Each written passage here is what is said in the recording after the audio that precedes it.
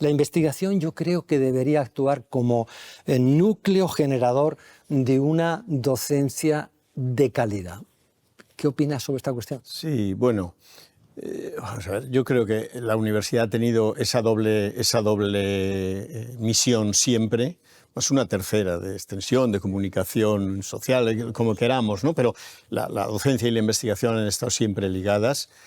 Es verdad que como misiones de la universidad tienen que seguir siendo las mismas, o sea, otra cosa es cómo se desarrollen, pero tienen que seguir siendo así, ¿no? Pero es verdad que, bueno, algunas han ido evolucionando de una manera o de otra, y es verdad que en las universidades se ha ido haciendo paulatinamente más hincapié en la investigación que en la docencia. En la investigación se ha seguido innovando porque lo exigía el propio sistema, porque nos demandaban los resultados de la investigación, porque era lo que se valoraba, parecía que se valoraba más, y entonces como que el ámbito de la docencia se ha ido quedando un poco más estancado. La prueba está en que llevamos no sé cuánto tiempo hablando de la innovación de la docencia y parece ser que innovamos menos que en el ámbito de la investigación, donde cada uno en el nuestro avanzamos más. Entonces, creo que esa es una tarea pendiente, ¿no?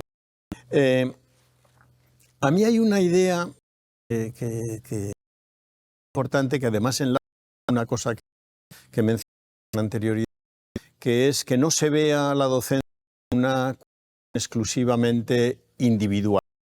Como de investigación, que son equipos, la docencia también debiera ser una tarea colectiva, y no solo de los de las materias entre sí, sino de materia.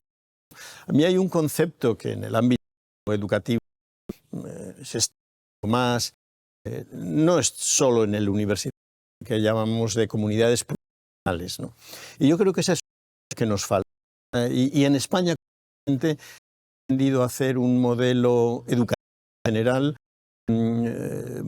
dualista, en el que lo que fundamentalmente que trabajan con grupos de alumnos en su aula, y cuando analizamos la educación tendemos a analizarla desde esa perspectiva. La relación del profesor, del docente, digamos, con el alumnado, el aula, hablamos del ambiente del aula y no hablamos del ambiente del centro.